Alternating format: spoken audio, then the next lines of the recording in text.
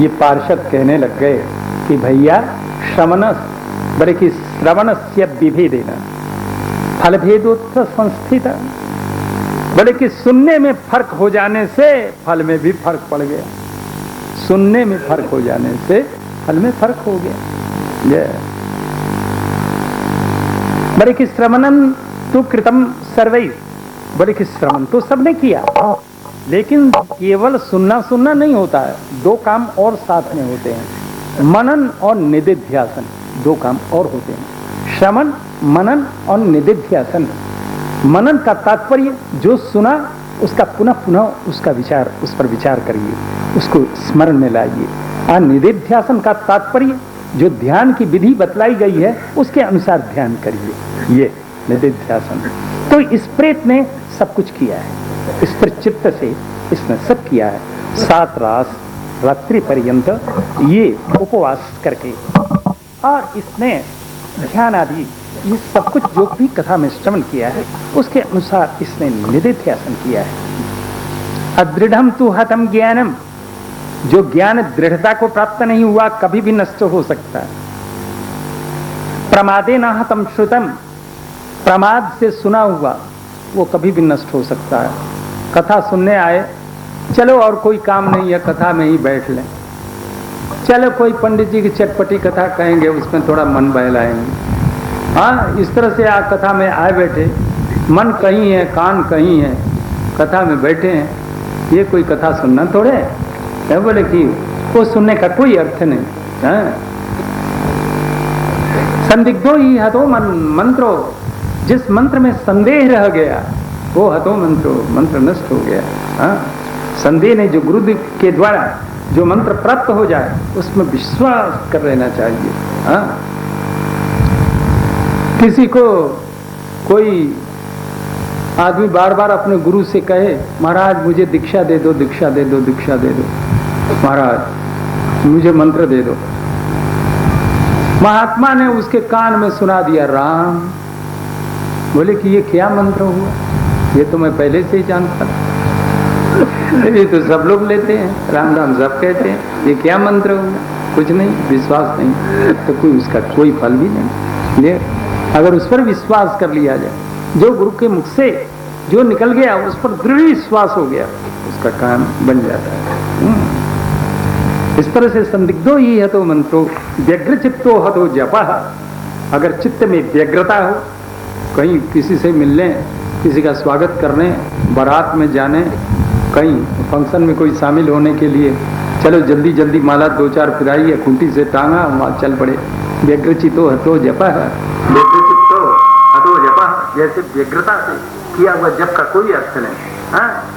और अवैष्णवो हतो, अवैष्णवो हतो देशो, जिस देश में वैष्णव नहीं रहते तो देश नहीं कुदेश। अतम श्राद्धम अपात्रगम, श्राद्ध में अगर योग्य पात्र नहीं मिले तो वो भोजन कराने का कोई अर्थ नहीं। मेरे रास्ते चालते को तुम ले आओ घर में और उसको भोजन कराओ, उसका कोई अर्थ नहीं। भोजन तो वैसे श्रोत्रिय ब्राह्मण होना चाहिए, जो विद्वान ब्राह्मण हो, आज जैसा पढ़ा लिखा है वैसा कर्म भी करता है, संध्या वंदन आदि सब कुछ करता है, वैसा आचरण करता है, ऐसे ब्राह्मण को भोजन कराने से तब लाभ होगा। और दान भी ऐसे श्रोत्रिय ब्राह्मण में ही लाभ करता है। हाँ, इस तरह से हतम अश्रोत्रिय दानम अनाचारम हतम कुलम, कुल तुम्हारा बड़ा प्रसिद्ध है, बड़ा अच्छा कुल है, अगर फिर शराबबाजी जुआबाजी होने लग गई तो हतम कुलम, हाँ, नष्ट हो गया। इस तरह से तो विश्वासो गुरुवाक्येषु, गुरुवाक्य में परम विश्वास, स्वस्मिन् दीनत्व भावना, अपने में दीन भावना, दीन दीन बन करके रहे, सबसे हाथ जोड़ करके। मनोदोष यश्चैव, मन के दोषों पर विजय प्राप्त करे। और कथायाम निश्चल मति, बोले कि कथा में निश्चल मति, तब जो है एवं आदि कृतम, अगर इस तरह से विधि से अगर कथा सुना जाए तब ठीक ठीक जो है श्रवण का फल मिलता है। पार्षद लोग बोले कि गोकर्ण जी चिंता मत करो, भगवान तुम पर कृपा करेंगे, ये कह करके चल पड़े। हाँ,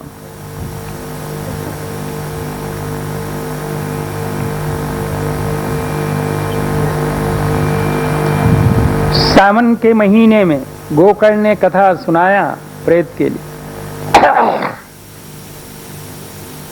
इस पार्षदों की बात को सब श्रोताओं ने सुना। सब पार्षद लोग जो है, श्रोता लोग हाथ जोड़ करके आए, महाराज अब की एक बार कथा और सुना दो हमको, अब की हम कमर कस के कथा सुनेंगे, अब की और सुना दो। बोले कि बहुत अच्छी बात, बोले कि आपका काम बनना चाहिए, हम और परिश्रम करेंगे। फिर आयोजन हो गया कथा में, जो है सारे नगर के लोग आकर के कथा में बैठ के सुनने लगे। कथा समाप्त वियज्ञातम, कथा की समाप्ति में क्या हुआ? बोले कि श्रूयतांतच्च नारद, नारद जी सुन लो कथा की समाप्ति में क्या हुआ। बोले कि विमानैः भक्तैश्च, बोले कि जितने श्रोता सबके लिए विमान आया, सबके लिए विमान। आप पहले तो विमान केवल आया था, आपकी विमानों के साथ में भगवान भी आ धमके, भगवान भी आ गए। ले भक्तैः विमानैः भक्तैश्च हरिराविर्बभूव, भगवान प्रकट हो गए। तब तो जय शब्द, नमः शब्द, जय जय जयकार होने लग गया। भगवान ने भी अपने मुख पर पांचजन्य शंख को रख करके जोर से फूंका। गोकर्ण को भगवान ने अपने भुजपास में कस लिया। सोई देखते ही देखते गोकर्ण के जो 2 भुजा और निकल आए, 4 भुजा के हो गए। देखते ही देखते घनश्याम वर्ण के 16 वर्ष के, पीत वस्त्र धारण के मुकुट कुंडल से युक्त, देखते ही देखते गोकर्ण बदल गए, भगवान का पार्षद बन गए। भगवान ने अपनी तरह ही उनको बना लिया और देखते ही देखते जितने श्रोता थे सब घनश्याम वर्ण के हो गए, सब पीत वस्त्र वाले हो गए, सब 16-16 वर्ष की आयु वाले, सब मुकुट कुंडल से युक्त हो गए। देखते ही देखते भगवान ने सबको विमान पर बिठा करके अपने धाम को भेज दिया। बोले कि केवल श्रोता, मानव श्रोता थे उनको ही नहीं, बल्कि उस नगर में जो भी जीव, बोले कि चूहे, सांप, कुत्ते, बिल्ली, हाथी, घोड़े, जितने भी पेड़ पौधे, कीट पतंग, सब के लिए विमान, और सब विष्णु स्वरूप हो गए और सबको भगवान ने गोलोक धाम को भेज दिया। जय। तथा कृष्णेन तेनीता गोलोकम योगी दुर्लभम, पहुंचा दिया भगवान ने सबको। अब नारद जी कहते हैं कि महाराज जरा जो सुनने की विधि का वर्णन और कर दीजिए, किस तरह से सुना जाए कथा को। ले सा बोले कि देखो भाई, वे सहायिर वसुभिश्चैव प्राय साध्यो विधि स्मृत, जिसमें पैसा लगे, पैसा खर्च हो, उसको कहते हैं विधि। पहले दैवज्ञ ज्योतिषी के पास गत्वा नत्वा और दत्वा जाइए, ज्योतिषी के पास दंडोत प्रणाम करिए, पत्रा पर कुछ चढ़ाइए, तब जो है उससे मुहूर्त पूछिए। अब विवाह में जो खर्च किया जाता है, विवाह में जैसे ऐसे श्रीमद् भागवत जी में खर्च करना चाहिए। भादो से लेकर के भादो, आश्विन, कार्तिक, मार्गशीर्ष मास, ये सब जो हैं मोक्ष सूचक मास महीने हैं। इनमें जो है महीने सब ठीक हैं। 2 महीना खरमास जो है चैत्र और पौष, इनका परित्याग कर देना चाहिए। बाकी और सब मास में आप कथा श्रवण करिए।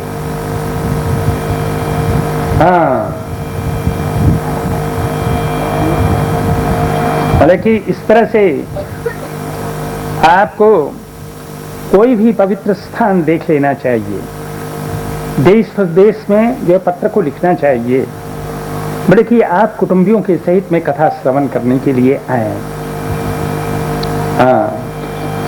जहाँ पर शूद्र स्त्रियों के लिए इनको सुनने की व्यवस्था ठीक तरह से करनी चाहिए, क्योंकि इनका वेद में प्रवेश नहीं है। पुरुष लोग तो जो हैं अपनी साधना से जो है अपनी प्राप्ति कर सकते हैं, धाम की प्राप्ति, भगवत प्राप्ति। स्त्रियां जो पतिदेव का जो धर्माचरण करेंगे उसमें से इनको हिस्सा मिलेगा सेवा से। अतः इनके लिए कथा सुनने का प्रबंध ठीक ठीक करना चाहिए। जो विरक्त लोग कीर्तन करने वाले उनके यहाँ पर पत्र लिखना चाहिए। यहाँ बोले कि 7 दिन पर्यंत यहाँ जो सत्संग होगा उसमें आप आकर के इसमें अवश्य भाग लें। यहाँ अपूर्व रस रूपा ये कथा यहाँ पर होगी। इस अमृत का पान करने के लिए आप अवश्य पधारें। अगर आपको समय न हो, नावकाश कदाचित, तो दिन मात्रम तथापि, बड़े कि एक दिन के लिए ही अवश्य आप पधारिए। इस तरह से अपने संबंधी, कुटुंबी और जो प्रेमी लोग उनके यहाँ पत्र लिखना चाहिए। ये विशाल पृथ्वी है, कहाँ जहाँ पर भी आप उचित समझें वहाँ पर कथा का जो है आयोजन कर सकते हैं। भूमि का शोधन, मार्जन, लेपन आदि करके और वहाँ पर आयोजन करिए। इस तरह से मंडप बनाइए।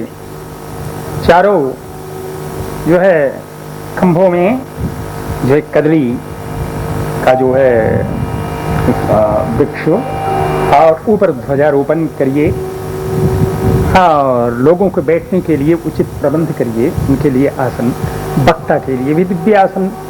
बोले कि अगर उत्तर की तरफ वक्ता का मुख हो तो श्रोता का मुख पूरब की तरफ होना चाहिए, अथवा अगर वक्ता का मुख पूरब की तरफ हो तो श्रोता का मुख उत्तर की तरफ होना चाहिए। इस तरह से जो प्रधान श्रोता है उसके लिए है, या दोनों का दोनों तरफ मुख हो सकता है। हाँ, अब जो है पंडित किस तरह के होने चाहिए, वक्ता महोदय कैसे होने चाहिए, उनके लिए कहते हैं विरक्तो वैष्णव विप्रो वेद शास्त्र विशुद्धिकृत। वक्ता विरक्त होना चाहिए, वैष्णव होना चाहिए, ब्राह्मण होना चाहिए, वेद शास्त्र विशुद्धिकृत होना चाहिए, दृष्टांत देने में कुशल होना चाहिए, धीर वक्ता होना चाहिए और पैसे आदि में निष्क्रिय होना चाहिए, अनेक धर्म में विभ्रांत नहीं होना चाहिए, स्त्री भक्त भी नहीं होना चाहिए, पाखंडवादी भी नहीं होना चाहिए।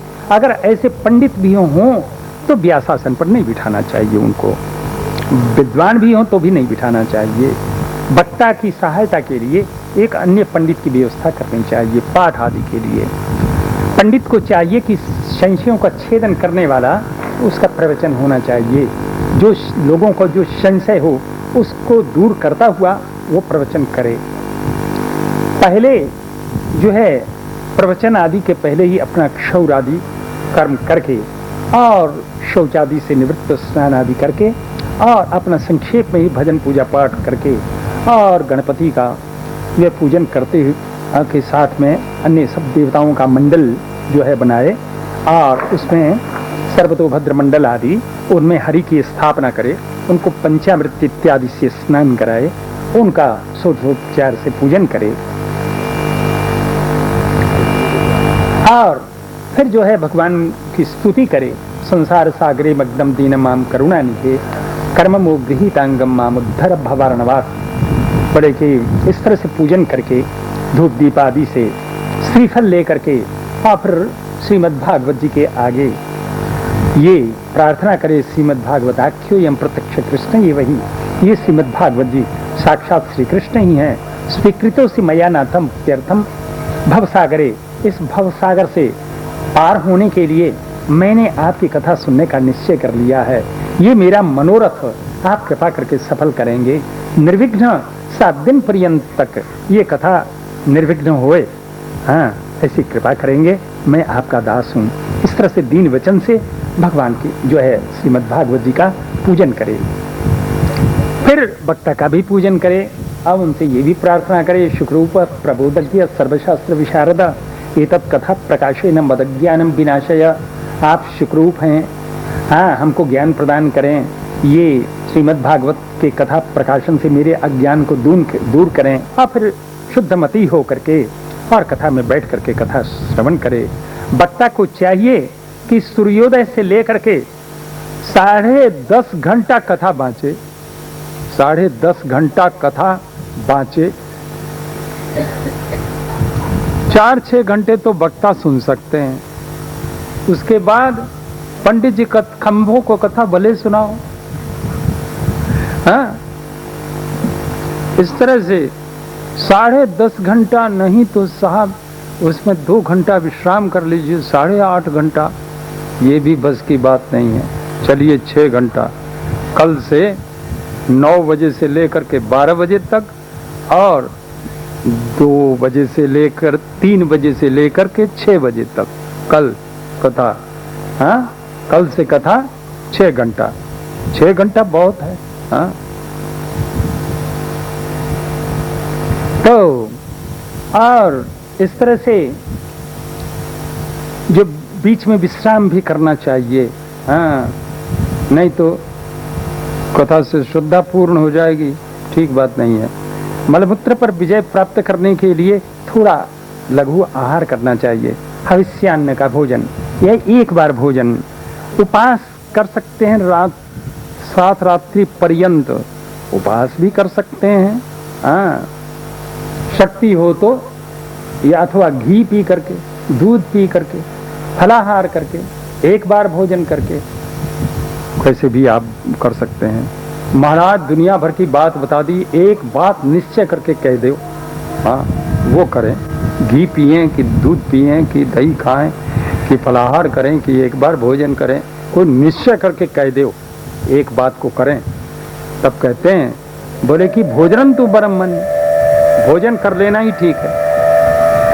7 दिन तक उपवास करना ठीक नहीं। बोले कि मन नहीं लगेगा, कमजोरी आती जाएगी, प्यास लगेगी, भूख लगेगा, बैठा नहीं जाएगा, कथा में मन नहीं लगेगा, तो उस उपवास से क्या लाभ। इसलिए भोजन कर लेना ही ठीक है। हाँ, हाँ, भोजनम तो बरम मन्ये, कथा श्रवण का नोपवासो बर प्रप्त। यदि उपवास कथा में विघ्न डाले तो वो ठीक नहीं। हाँ, पहले कोई विष्णु दीक्षा विहीना नाम नाधिकार कथा सवे, भगवान विष्णु के दीक्षा से रहित के लिए कथा सुनने का अधिकार नहीं है। सुनने का अधिकार नहीं, ना अधिकार हो जबरदस्ती सुन लेंगे, सुन लो भले, लेकिन काम बढ़िया नहीं बनेगा, ये बात। हाँ, 7 दिन पर ब्रह्मचर्य व्रत का पालन, आप पत्ते में भोजन, कथा समाप्ति में ही भोजन करना चाहिए। हाँ, और दाल छोड़ दीजिए, 7 दिन दाल मत खाइए, शहद मत लीजिए, तेल का बना हुआ पदार्थ मत खाइए, गरिष्ठान, पुआ पकवान, तला हुआ पदार्थ, ये सब गरिष्ठ है। या भावदुष्ट, जो भोजन बना हुआ रखा है, किसी ने देख लिया, उसके मन में खाने की आ गई, भावदुष्ट हो गया, उच्छिष्ट हो गया। या बासी अन्न भोजन नहीं करना है।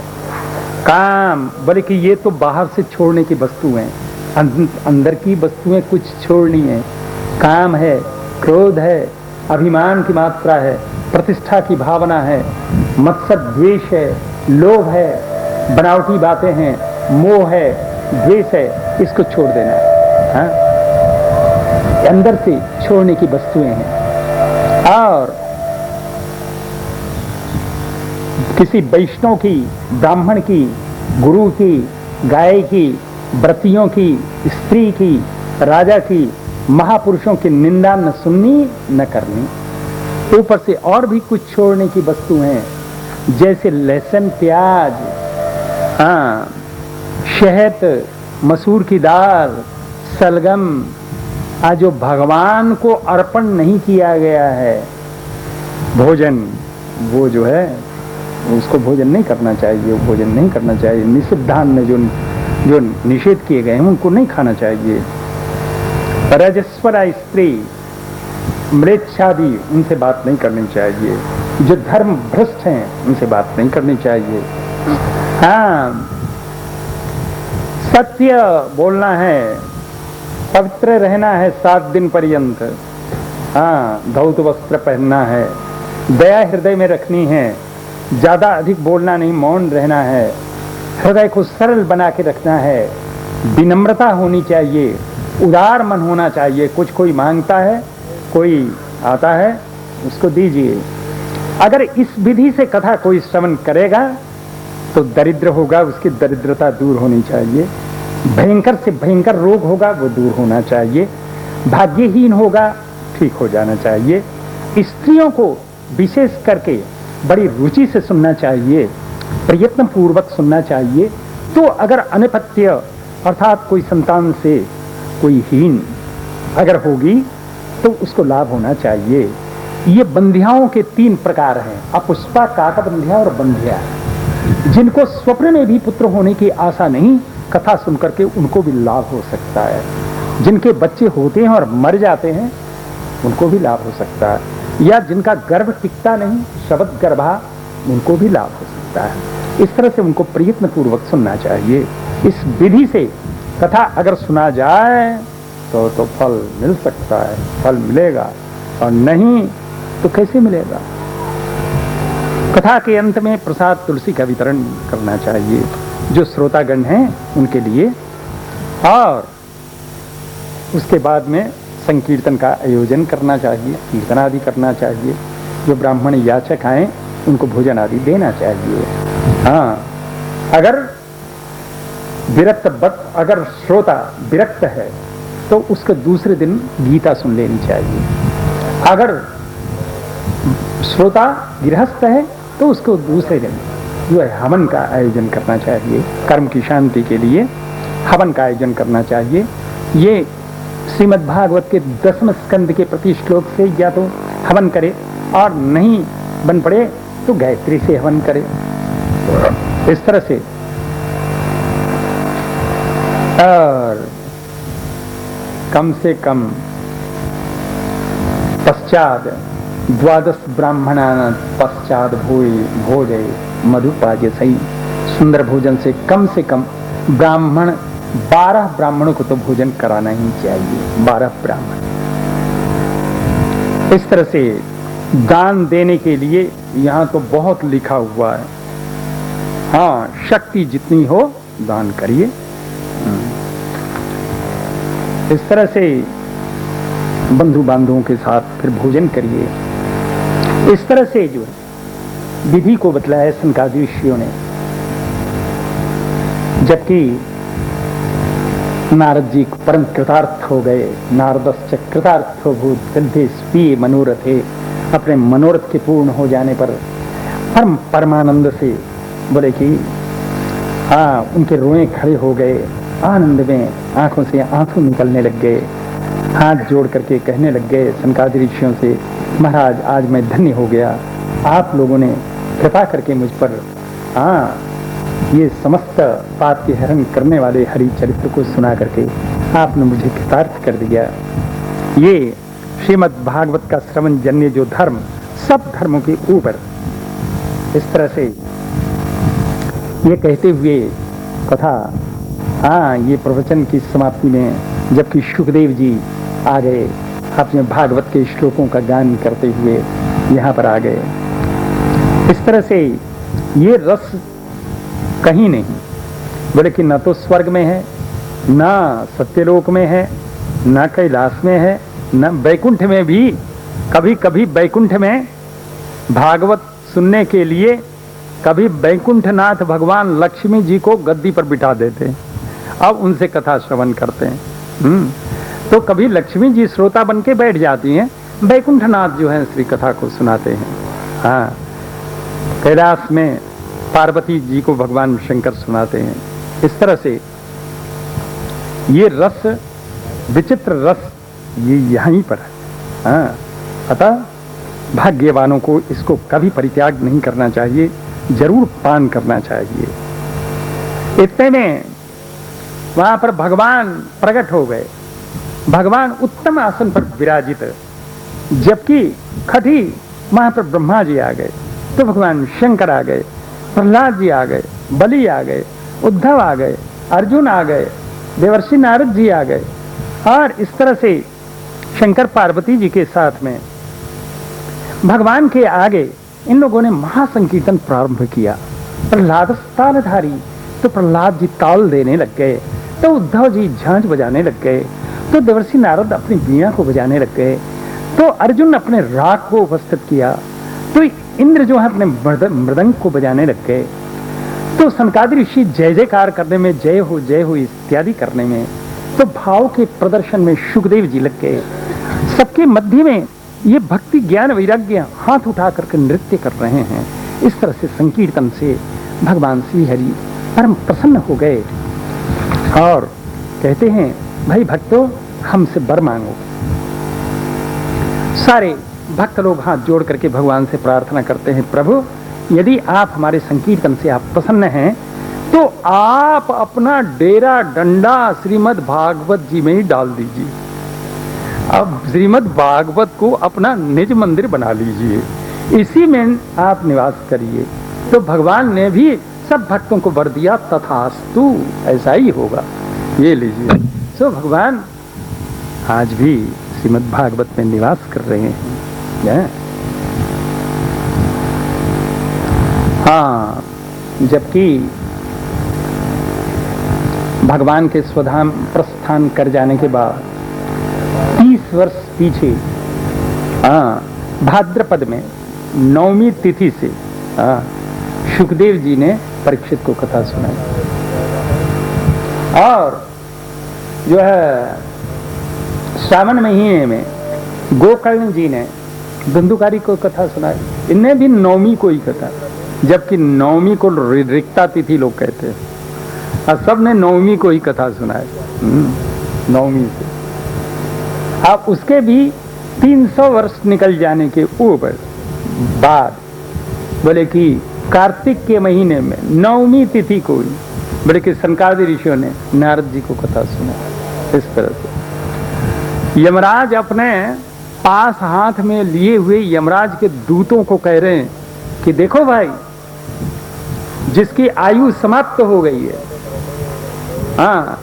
मरने का उसका निश्चय, प्राणों को हरण करना है तुमको, लेकिन वो कथा में बैठा है तो उसकी तरफ झांकना भी नहीं।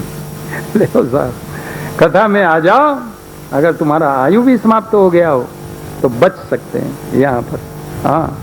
यमराज के दूत लौट जाएंगे तुमको देख करके, कथा में बैठे हुए देख कर लौट जाएंगे। यमराज कहते हैं अपने, बोले परिहर भगवत कथा सुमत्तन प्रभु राम अन्यनाम न वैष्णवाना। जो वैष्णव जन भागवती कथा का श्रवण कर रहे हैं, बोले कि उन पर, बोले कि हमारी कुछ नहीं चलती।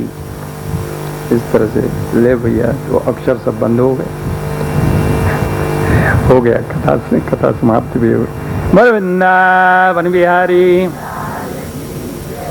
देखिए, कल से 9 बजे से कथा प्रारंभ हो करके 12 बजे तक, आप फिर 3 बजे से 2-3 घंटा खूब विश्राम कर लीजिए। आप फिर आके कथा मंडप में आके जम के बैठ जाइए। फिर 3 बजे से 6 बजे तक कथा। आगे तो अभी महात्मा कथा आपने श्रवण किया है, परम मधुर कथाएं श्रीमद् भागवत की, बड़े की रहस्यमयी कथाएं, उनको जो अंदर सब अंदर उतारते जाना है। कथा एक शब्द को भी छोड़ना नहीं है, सब जो आ करके 9 बजे स्थान को ग्रहण कर ले।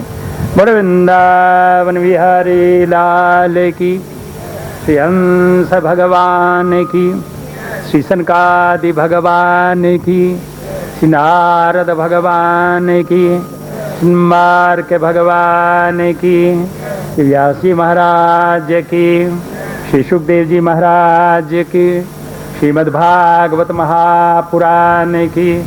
जय जय श्री राधे श्याम, जय राधे जय राधे राधे, जय राधे जय श्री राधे, जय राधे।